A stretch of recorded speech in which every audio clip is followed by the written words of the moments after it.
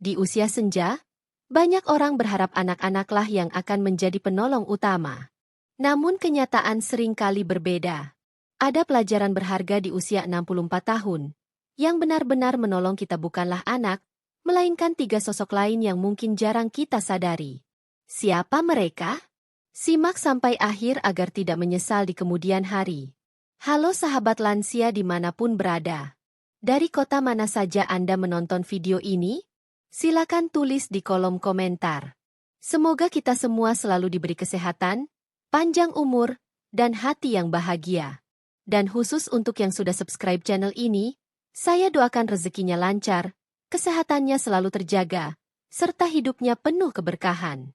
Usia 64 tahun sering disebut sebagai gerbang menuju usia senja yang sesungguhnya. Di titik ini, banyak orang mulai merasakan perubahan besar dalam hidupnya.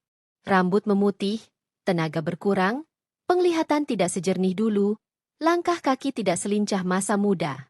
Bahkan untuk bangun dari kursi atau menaiki beberapa anak tangga saja kadang sudah terasa berat. Semua itu adalah tanda alami yang tidak bisa dihindari, bahwa tubuh perlahan mulai menua. Namun, yang sering lebih berat daripada perubahan fisik adalah perubahan realita kehidupan. Dahulu, ketika usia masih muda, orang tua adalah pusat keluarga. Anak-anak kecil selalu menempel, rumah terasa ramai, dan setiap keputusan diambil atas dasar kepemimpinan orang tua. Tapi kini, di usia 64, peran itu mulai bergeser. Anak-anak yang dulu kita besarkan dengan penuh kasih sayang kini sudah dewasa. Mereka punya kesibukan masing-masing. Ada yang sudah berkeluarga, ada yang tinggal jauh, bahkan ada yang jarang pulang karena tuntutan pekerjaan. Pada titik ini, banyak orang tua yang tanpa sadar mulai merasa kesepian. Mereka berharap, kalau nanti sudah tua, pasti anak-anaklah yang akan selalu ada untuk menolong. Harapan itu indah, tetapi kenyataan tidak selalu sejalan. Bukan berarti anak tidak sayang, tetapi mereka juga manusia biasa yang harus membagi waktunya untuk keluarga kecilnya, pekerjaannya, dan kehidupannya sendiri. Disinilah muncul pelajaran penting. Terlalu menggantungkan harapan sepenuhnya pada anak justru bisa melahirkan rasa kecewa dan sakit hati. Sebab, tidak ada yang bisa menjamin bahwa anak-anak selalu siap siaga setiap kali kita butuh. Ada saat-saat tertentu di mana justru orang lain di sekitar yang lebih cepat hadir. Ada kalanya, kita sendiri yang harus berusaha menolong diri sebelum meminta bantuan. Realita ini seringkali terasa pahit. Ada orang tua yang meneteskan air mata, karena merasa seolah dilupakan. Ada yang diam-diam merasa tidak dibutuhkan lagi. Namun, jika direnungkan lebih dalam, usia 64 bukanlah masa untuk larut dalam kesedihan, melainkan masa untuk memahami kebenaran hidup. Bahwa cinta anak tetap ada. Hanya saja bentuknya tidak selalu sama seperti dulu. Jika dulu mereka bisa 24 jam bersama kita, kini waktunya terbatas. Jika dulu mereka selalu bergantung pada kita, kini mereka punya dunia sendiri yang juga harus diprioritaskan. Kesadaran inilah yang menjadi bekal penting agar hati tetap tenang. Usia senja tidak harus dipenuhi rasa kecewa, asal kita bisa menerima realita dengan lapang dada. Justru dengan memahami posisi ini, kita bisa lebih fokus menjaga diri, mempererat hubungan dengan pasangan, sahabat, maupun lingkungan sekitar, yang kadang lebih sering hadir di saat kita membutuhkan. Di usia 64 tahun, banyak orang baru menyadari bahwa penolong pertama dan terpenting sebenarnya bukanlah anak, bukan pasangan, bahkan bukan siapapun di luar diri kita. Penolong sejati justru adalah diri sendiri. Kedengarannya sederhana, tetapi kenyataan ini seringkali terlupakan ketika kita masih muda dan kuat. Menginjak usia senja, tubuh mulai memberikan peringatan. Sendi sering terasa nyeri, lutut tak lagi sekuat dulu, dan penyakit kronis seperti darah tinggi, kolesterol, atau gula darah mulai muncul. Di saat inilah, siapa yang paling pertama bisa menolong? Jawabannya adalah diri sendiri. Jika kita tidak menjaga pola makan, siapa yang menanggung akibatnya? Jika kita malas bergerak dan enggan berolahraga ringan, siapa yang merasakan sakitnya? Tidak ada orang lain yang bisa masuk ke tubuh kita dan memperbaikinya. Hanya kita yang bisa menjaga dan melindungi diri sendiri. Menolong diri sendiri bukan hanya soal fisik, tetapi juga soal mental. Banyak lansia yang merasa kesepian, sedih, bahkan merasa tidak dihargai lagi. Jika pikiran ini dibiarkan, maka tubuh akan semakin lemah karena hati tidak lagi punya semangat hidup. Di sini, peran diri sendiri sangat besar. Hanya kita yang bisa memilih untuk tetap berpikir positif, tetap bersyukur, dan tetap mencari kebahagiaan meski sederhana. Menolong diri dalam bentuk menjaga pikiran sehat sama pentingnya dengan menjaga tubuh tetap bugar. Sayangnya, banyak orang di usia 64 yang masih terjebak dalam kebiasaan lama. Terlalu boros untuk anak, terlalu keras bekerja padahal tubuh sudah rentan, atau justru terlalu malas bergerak sehingga tubuh makin lemah. Padahal, menolong diri berarti berani mengambil keputusan bijak, mengutamakan kesehatan, hidup sederhana, dan merawat diri agar tidak menjadi beban berat bagi orang lain. Sebagai contoh, lansia yang rutin berjalan pagi 20-30 menit setiap hari akan memiliki tubuh yang lebih segar dan daya tahan lebih baik dibanding yang hanya duduk menonton televisi seharian. Begitu juga dengan menjaga pola makan. Mengurangi gula, garam, dan makanan berlemak tinggi akan membuat tubuh lebih ringan. Hal-hal kecil ini sebenarnya adalah bentuk nyata, menolong diri sendiri. Selain itu, menolong diri juga berarti menjaga hubungan dengan Tuhan. Di usia senja, doa dan ibadah menjadi sumber ketenangan yang tak tergantikan. Ketika hati dekat dengan Tuhan, rasa cemas, takut, dan kesepian bisa lebih mudah dihadapi. Dengan begitu, kita tidak hanya menolong diri secara fisik, tetapi juga menolong jiwa agar tetap kuat menghadapi sisa perjalanan hidup. Pelajaran berharga di usia 64 adalah, jangan terlalu berharap orang lain yang akan menolong kita setiap saat. Karena orang pertama yang harus siap ada ketika tubuh terasa lemah, ketika hati merasa sedih, atau ketika hidup terasa berat, adalah diri kita sendiri. Jika diri ini dijaga dengan baik, maka barulah orang lain bisa lebih mudah membantu tanpa merasa terbebani. Jika di bab sebelumnya kita belajar bahwa penolong pertama adalah diri sendiri, maka penolong kedua yang tak kalah penting di usia 64 tahun adalah pasangan hidup, atau jika pasangan sudah tiada, sahabat sejati yang masih setia menemani. Pasangan hidup adalah sosok yang mengenal kita luar dalam, dari masa muda penuh semangat hingga kini di usia senja. Dialah orang yang tahu bagaimana suka duka perjalanan hidup kita.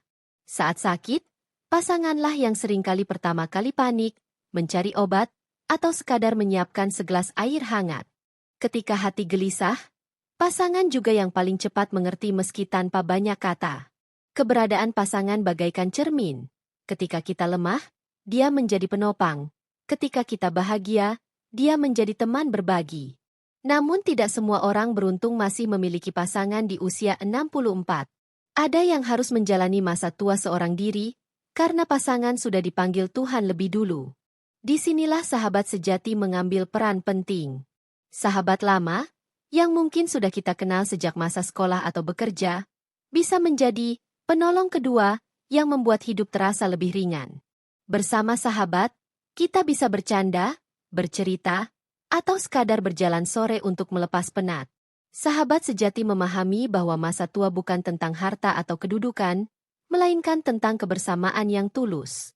Sayangnya, banyak orang di usia senja justru meremehkan pentingnya menjaga hubungan dengan pasangan atau sahabat. Ada yang terlalu sibuk mengurusi anak dan cucu, hingga melupakan pasangan. Ada juga yang terlalu bangga atau gengsi untuk menjaga silaturahmi dengan teman lama.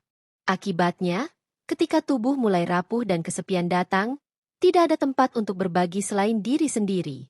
Padahal, penelitian menunjukkan bahwa lansia yang memiliki pasangan atau sahabat dekat cenderung lebih sehat secara mental. Mereka jarang merasa kesepian, memiliki semangat hidup lebih tinggi, dan bahkan lebih panjang umur dibanding yang benar-benar sendiri. Hubungan yang hangat mampu mengurangi stres, yang secara langsung berpengaruh pada kesehatan fisik. Pelajaran besar di usia 64 adalah, jangan pernah menyepelekan pasangan atau sahabat. Rawat hubungan dengan penuh kasih. Ucapkan terima kasih, tunjukkan perhatian, dan jangan malu meminta maaf jika berbuat salah. Karena di masa tua, bukan harta yang paling berharga, melainkan kebersamaan dengan orang yang benar-benar peduli. Pasangan hidup dan sahabat adalah penolong kedua yang keberadaannya seringkali lebih nyata daripada anak. Ketika anak sibuk dengan pekerjaannya, pasanganlah yang setia menemani kita di rumah. Ketika anak tidak bisa pulang karena jarak jauh, sahabatlah yang bisa kita temui untuk sekadar melepas rindu. Mereka bukan sekadar teman hidup, tetapi juga penopang semangat di usia senja. Sahabat lansia, mungkin banyak yang tidak menyadari bahwa penolong ketiga di usia 64 tahun justru adalah tetangga dan lingkungan sekitar. Kita sering menganggap keluarga, terutama anak, sebagai orang yang paling diandalkan. Namun kenyataannya, dalam keadaan darurat atau saat butuh bantuan cepat, justru tetangga yang lebih dulu hadir. Coba bayangkan, ketika kita tiba-tiba jatuh di kamar mandi, siapa yang pertama kali mendengar suara kita? Anak yang tinggal jauh? Atau tetangga yang rumahnya hanya bersebelahan? Saat kita mendadak sakit tengah malam dan butuh diantar ke rumah sakit, siapa yang lebih mungkin segera datang? Tentu bukan anak yang sedang bekerja di luar kota, melainkan tetangga yang tinggal tak jauh dari rumah. Tetangga bukan sekadar orang yang tinggal di sebelah, melainkan juga bagian dari keluarga kecil di sekitar kita. Karena itu, hubungan dengan lingkungan sekitar perlu dijaga sebaik mungkin. Menyapa dengan ramah, ikut kegiatan sederhana di RT atau RW, serta saling menolong dalam hal kecil seperti meminjamkan peralatan atau menjaga rumah ketika kita bepergian, adalah bentuk investasi sosial yang akan terasa manfaatnya di masa tua. Banyak lansia yang menyesal karena sejak muda terlalu menutup diri, tidak mau bergaul, atau bahkan bermasalah dengan tetangga. Akibatnya, ketika tua dan membutuhkan, mereka merasa asing di lingkungannya sendiri. Padahal, tetangga yang baik bisa menjadi malaikat penolong ketika kita sendirian di rumah. Bahkan sekadar ajakan untuk berjalan sore bersama atau ngobrol di teras rumah bisa menghilangkan rasa sepi yang sering menghantui usia senja. Lingkungan yang sehat dan rukun juga memberikan rasa aman. Jika hubungan dengan tetangga harmonis, kita tidak perlu khawatir saat sakit atau saat ada keadaan darurat. Mereka akan peduli tanpa harus diminta. Bahkan dalam banyak kasus, tetangga justru lebih peka terhadap kondisi kita dibanding anak yang jauh di perantauan. Pelajaran penting di usia 64 adalah, jangan anggap remeh hubungan dengan tetangga. Karena yang paling dekat dengan kita bukanlah anak, melainkan orang-orang di sekitar rumah. Satu senyuman tulus, satu ucapan salam, atau satu tindakan ringan bisa membuka pintu pertolongan besar di kemudian hari. Maka, jangan segan untuk membangun hubungan baik dengan lingkungan.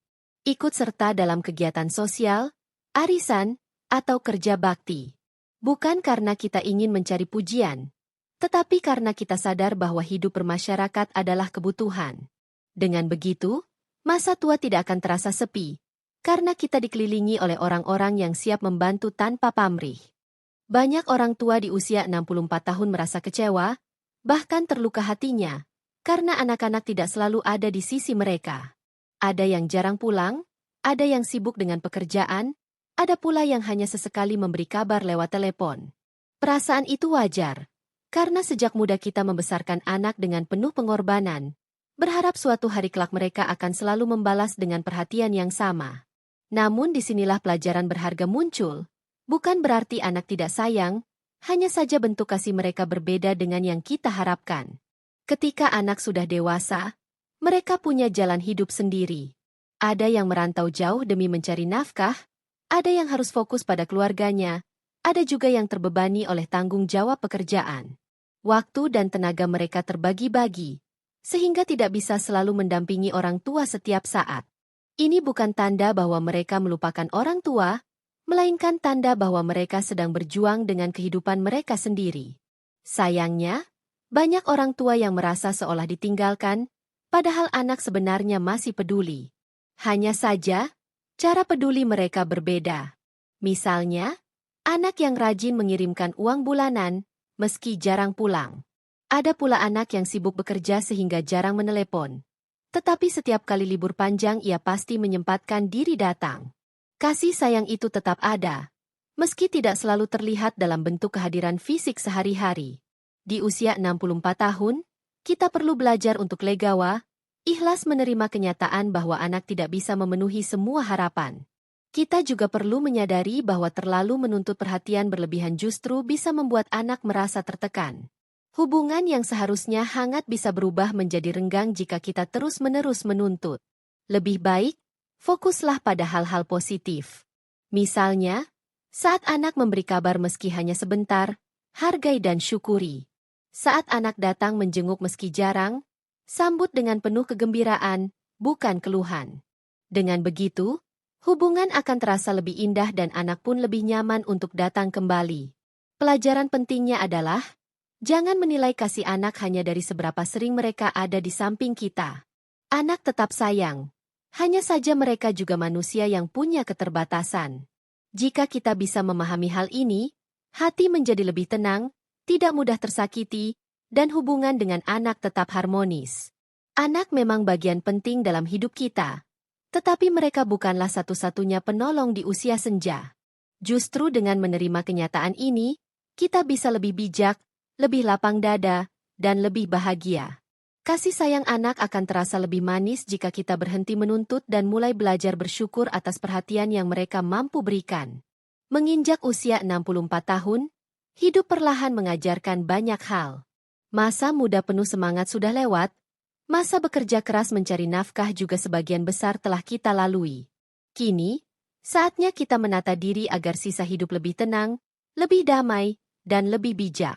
Di usia ini, kebahagiaan tidak lagi terletak pada harta atau jabatan, melainkan pada bagaimana kita mampu mensyukuri apa yang ada, menjaga kesehatan, dan menjaga hati tetap lapang. Salah satu kebijaksanaan terbesar adalah belajar melepaskan. Melepaskan beban masa lalu, melepaskan rasa kecewa kepada anak atau pasangan, bahkan melepaskan ambisi berlebihan yang tak lagi sesuai dengan kemampuan tubuh. Semakin kita berani melepaskan hal-hal yang tidak perlu, semakin ringan langkah kita menjalani hari-hari. Hidup lebih bijak juga berarti fokus pada hal-hal yang masih bisa kita lakukan. Mungkin tenaga tidak sekuat dulu, tetapi kita masih bisa berjalan pagi, bercengkerama dengan tetangga, atau bercanda dengan cucu. Mungkin kita tidak bisa bekerja keras seperti masa muda, tetapi kita bisa menanam tanaman di halaman, membaca buku, atau beribadah lebih khusyuk. Hal-hal sederhana ini justru membawa kedamaian yang sering kali terabaikan. Di usia 64, kita juga belajar bahwa kebahagiaan tidak harus menunggu orang lain. Jika pasangan, sahabat, atau anak tidak selalu bisa ada, kita tetap bisa menciptakan kebahagiaan sendiri. Duduk di teras sambil menyeruput teh hangat, menikmati udara pagi yang segar, atau mendengar suara burung di sekitar rumah, semua itu adalah bentuk kebahagiaan kecil yang sangat berarti. Hidup lebih bijak juga berarti menjaga hubungan dengan Tuhan. Kita tidak tahu berapa lama lagi kesempatan yang diberikan.